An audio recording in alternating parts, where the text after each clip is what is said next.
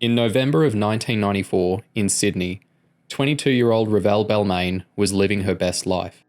Working as a professional dancer, she had done 3 cabaret dance tours in Japan. She also worked part-time as a model, appearing on the cover of magazines and product advertisements, and had recently started a relationship with an aspiring film director named Piers.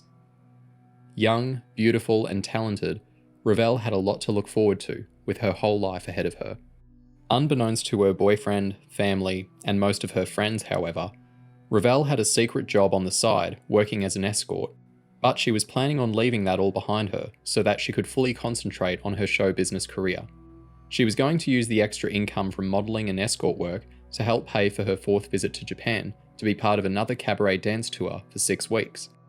Sadly though, that trip would never happen, because on the evening of November 5th, Revelle disappeared under very suspicious circumstances.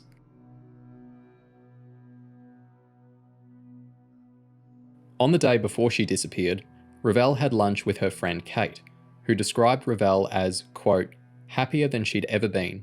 She was really happy about getting out of the escort industry and going to Japan. She had dyed her hair from platinum blonde to a softer, more natural blonde, more like her own colour. I thought it was symbolic. I remember thinking that she had never looked more beautiful. November 5th was to be Revelle's last day of escort work, where she was working for 2 separate escort agencies at the time. One of those agencies was called Select Companions, run by a husband and wife team named Jane and Zoran Stanovich. According to evidence presented to the coroner, Revelle called Mrs. Stanovich on that day to say she was available to see clients. She was told that she had a 2-hour appointment starting at 4 p.m. with a young man named Gavin Samer, who lived in the eastern Sydney suburb of Kingsford. After that, she was expected to see 2 friends of Mr. Stanovich. At 3:50 p.m, Revelle called the agency to say that she had arrived at Mr. Samer's house in Kingsford.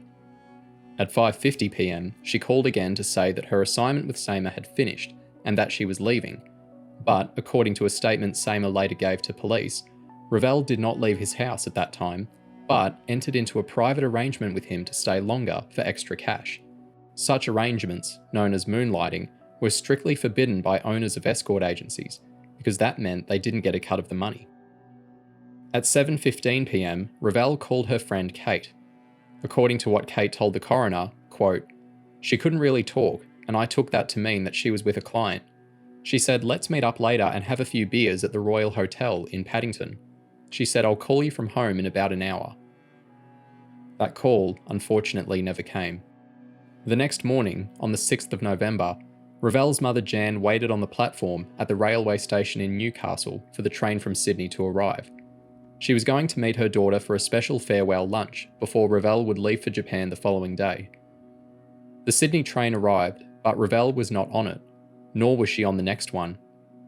As time went on with still no sign of Revelle, Jan spent the rest of the day on the phone to Revelle's flatmate, her friends, and to all of Sydney's hospitals, trying to find out where she was. But all her inquiries were in vain. She would sadly never see her daughter again. Revelle's boyfriend Piers was the first to report her missing, where he said, quote, the police initially said she must have gone walkabout, but I knew she wouldn't do that. She wanted to see me before she left, and she was really excited about seeing her parents the next day. When the police told me she was working as a prostitute, it was a double bombshell. In the days that followed her disappearance, police found a great deal of evidence. Revelle's bag, makeup, diary, credit cards, and keys to her apartment in Bellevue Hill were found scattered around several streets in Kingsford. One of her shoes was retrieved from a rubbish bin. The other shoe was found another block away. The plastic cradle from her pager lay in the gutter. When detectives went to search Revelle's apartment, they found her passport and a plane ticket to Japan in a packed bag on the floor of her bedroom. At this point, the signs all seemed to point to foul play, because if Revelle wanted to disappear of her own accord, why would she, when she was about to head overseas anyway? Why buy a plane ticket to Japan and pack a bag full of clothes, only to then just leave without taking any of it? And of course, finding her personal belongings, especially her credit cards, keys and shoes, all strangely scattered around in different places, are to most people pretty big indicators that something sinister must have happened to Revelle. The people who were the last to see or hear from Revelle gave their statements to police, evidence was gathered, and some leads were followed up. Unfortunately though, due to the absence of a body and a lack of further evidence, police couldn't definitively prove that there had been foul play, and so no one was arrested and charged. Revelle's parents, though, were determined to see justice done for their daughter. But it wouldn't be until 4 years later, in the year of 1999, after persistent campaigning, that a coronial inquest into their daughter's disappearance would be opened and the case re-examined.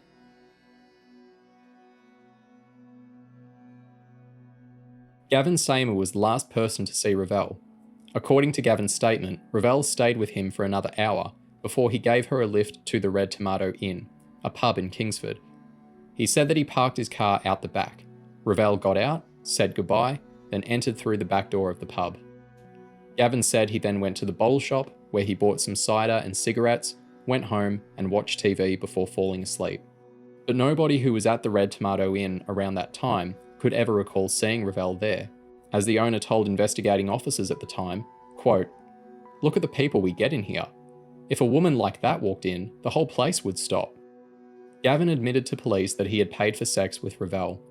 Although living in a de facto relationship, he was alone that weekend. His girlfriend, Michelle, was visiting family in Brisbane, and while she was away, Gavin sold her clarinet to pay for Revelle. Michelle, his now ex-girlfriend, told the inquest in 1999 that she had called Gavin on the 5th of November, but there had been no answer. After several attempts, she finally reached him at 9:22 p.m. Quote, "He sounded alert, pretty positive. He said the phone had been playing up."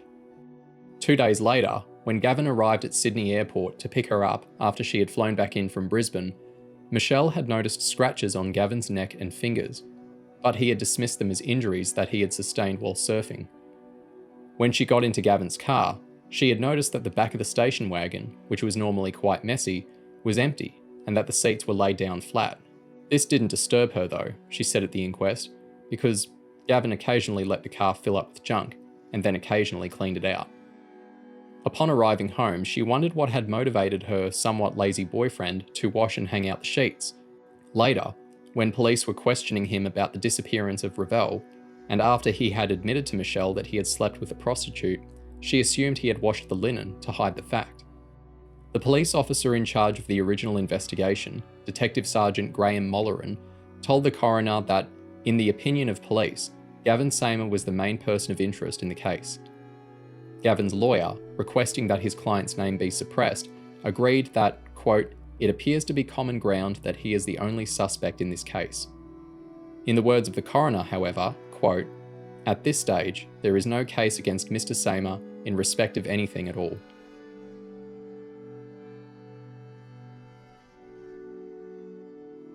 A statement given to detectives by a man named Jeremy Coughlin suggested another scenario as to what may have happened to Revelle.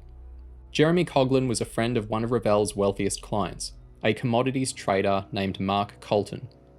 Jeremy told police that he had heard from Mark that Revelle had been whacked, code word for murdered. According to his statement, which was tendered to the inquest, Jeremy had been with Mark at a party in the Ritz-Carlton Hotel in the wealthy harbourside suburb of Double Bay when, quote, Mark said something like, "Aren't people gullible and stupid? You've heard the story about Revelle Balmain. First there was a story about an Arab prince who took her back to Saudi Arabia. What a load of crap. She's 10 feet under and no one will find her body. That's what you get for moonlighting and ripping off the brothel that you worked for, and drugging clients and stealing all their money. Basically, the owner of the brothel wanted her dead because she was destroying his business. I knew her, and she was a nasty little gold digger and coke addict that would do anything for money. Isn't it amazing what money can buy to make people disappear?" On the same night, Jeremy had asked Mark what relationship he had with Revelle. Quote, "He said that he had pinched her from the brothel and was paying her an allowance of about $500 or $1,000 a week. And he told me that it worked out cheaper than paying the $150 to $200 an hour that they, the escort agency, charged. He told me that he had sex with her a dozen times a week, until he passed her on to his friend." Police asked, quote, "Did Colton tell you the name of the person who was responsible for the murder of Revelle?" To which Jeremy replied, quote, "No, only that he was the owner of the brothel that he'd organised some girls through." When he appeared at the inquest, Jeremy agreed that both he and Mark might have been a bit drunk when Mark explained this version of events to him, and indeed, at the time, he gave no credence to the story. But he knew the girl, so I thought there may have been some substance to it. I can't remember it word for word, but I told police basically what he said was that she'd been whacked.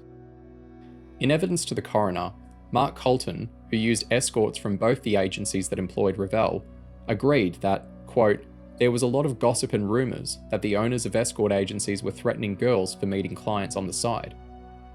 He'd also heard that somebody from one of the agencies might have, quote, gone to smack her up a bit and maybe got a bit carried away. But he denied telling Jeremy that he knew what had happened to Revelle, describing Jeremy's statement as absolute rubbish. Mark said Revelle was one of 10 girls he had seen in the past 12 months. He had paid for her services and given her a check for $1,000, quote, because she was desperate for money and wanted to go to Japan. I felt sorry for her. He said he did not know anything about what happened to her. When Mark Colton had finished giving evidence, his legal team stood and fought for suppression of his name on the grounds of the obvious embarrassment their client would suffer if the nature of his relationship with Revelle became known. The coroner rejected the application.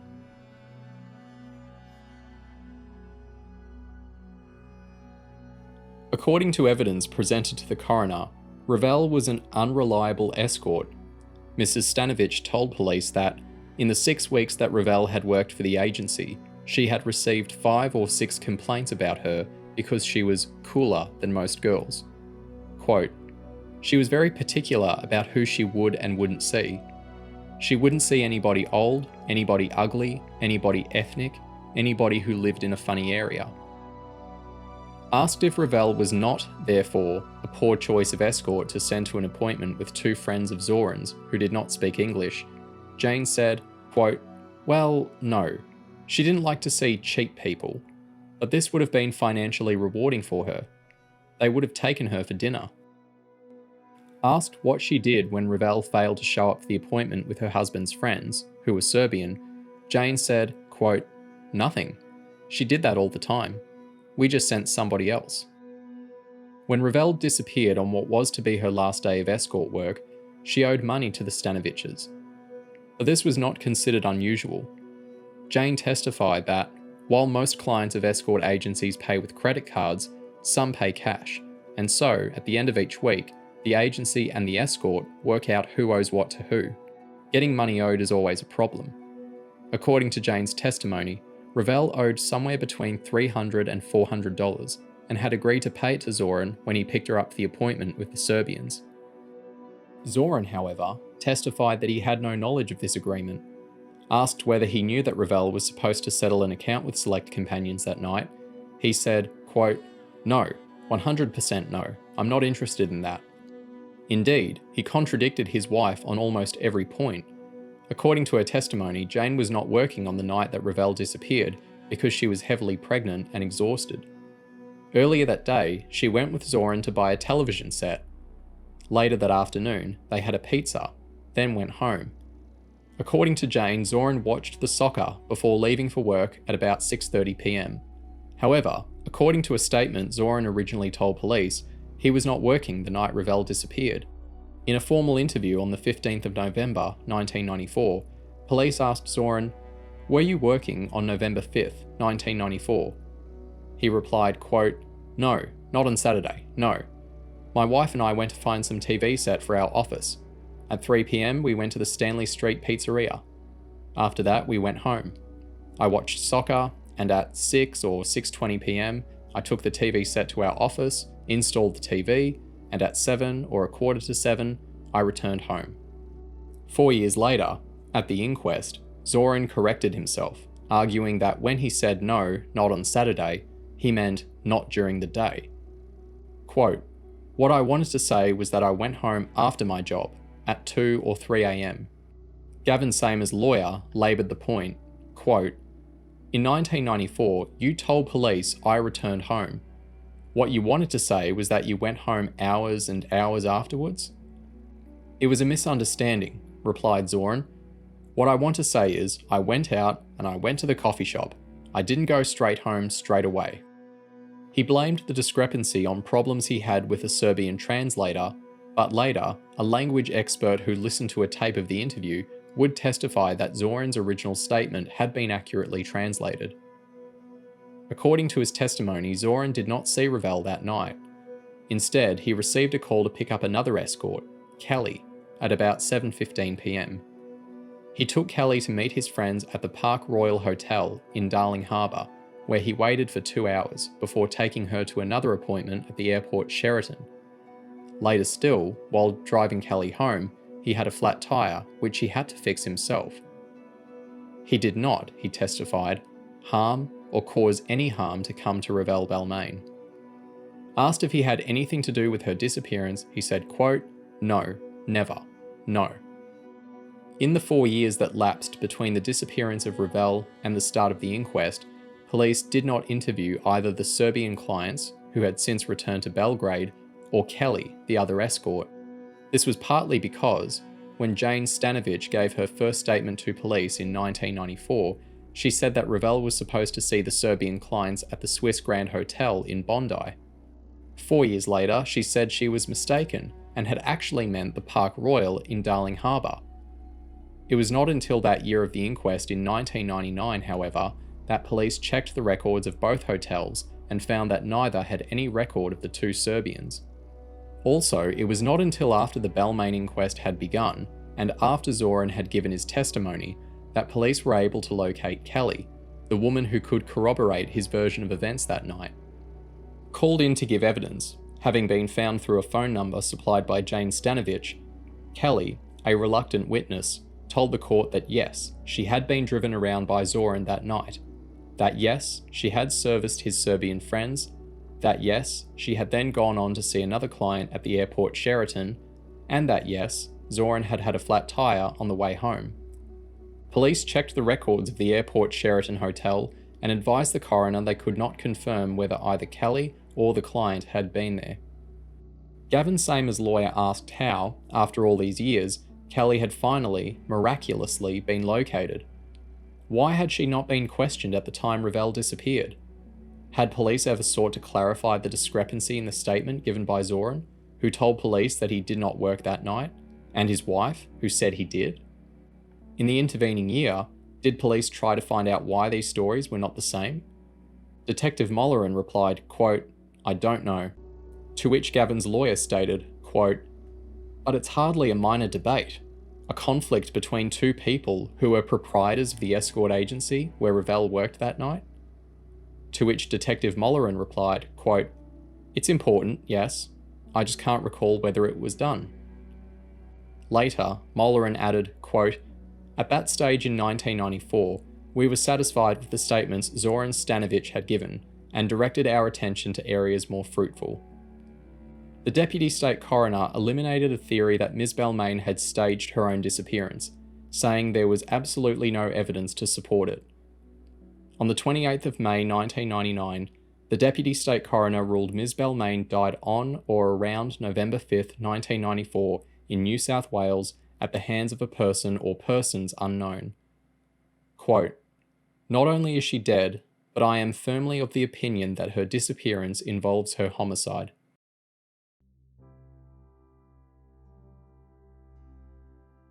What Revelle's parents had heard in the coroner's court over those few months had been frustrating to say the very least.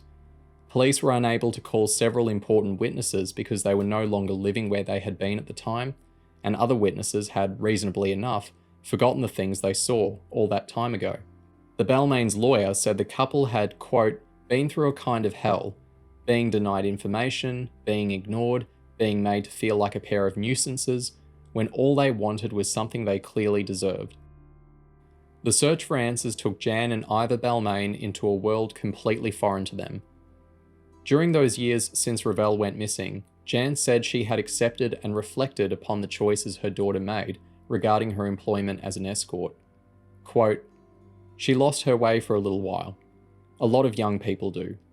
Most of them escape it, but Revelle was unlucky. She didn't escape it.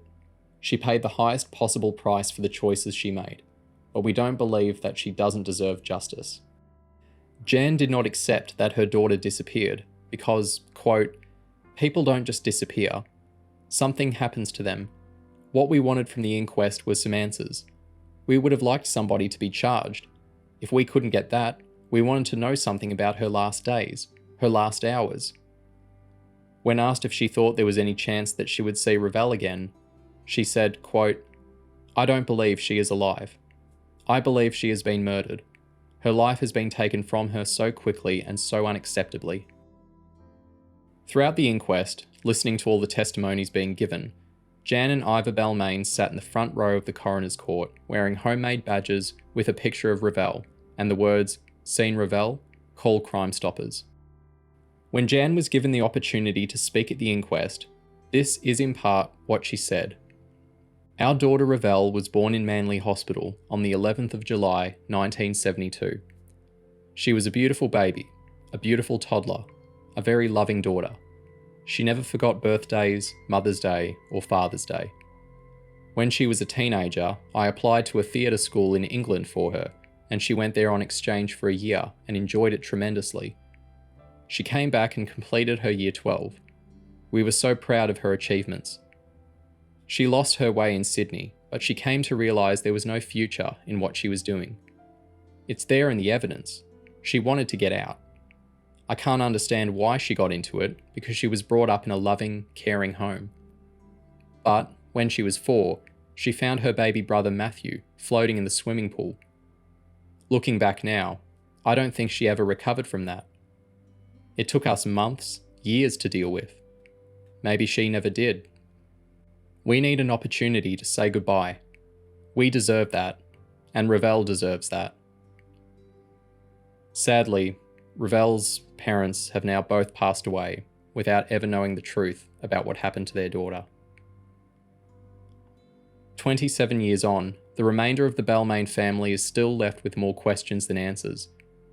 The state coroner agreed that the original police investigation wasn't as thorough as it could have been, with one family member saying, quote, "I believe police thought Revelle's life was worth less because she was an escort."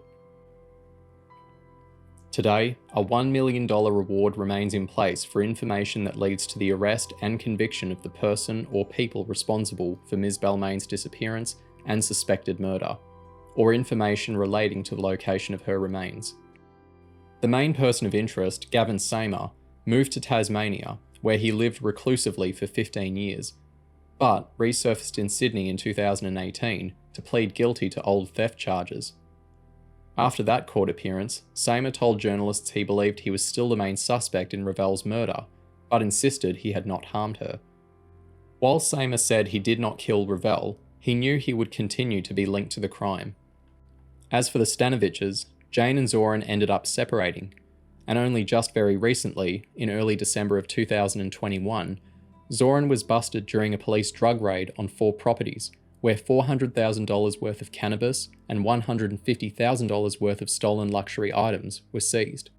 Zoran was charged with 36 offences, including marijuana cultivation and dealing with the proceeds of crime.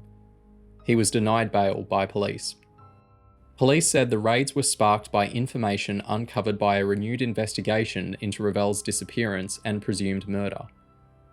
The detective in charge of this new investigation, Chief Inspector Stuart Bell, told reporters that Mr. Stanovich remains a person of interest in the murder investigation. Quote, "That person was in the initial coronial investigation, and, as part of the coroner's matter, we're recanvassing all interviews and witness statements.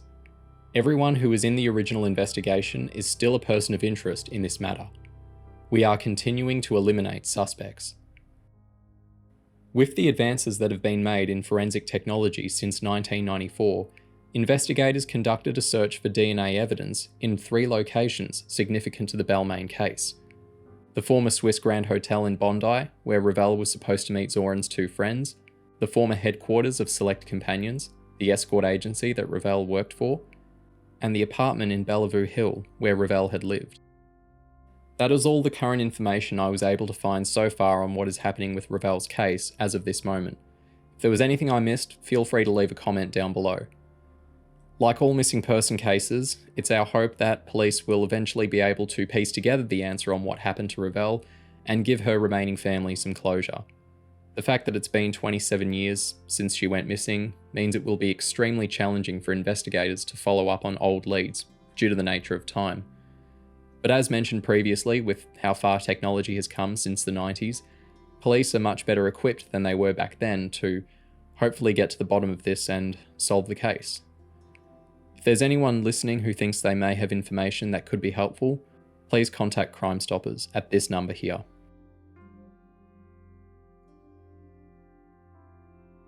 Thank you for listening. I'm your host, The Silly Ghost, signing out.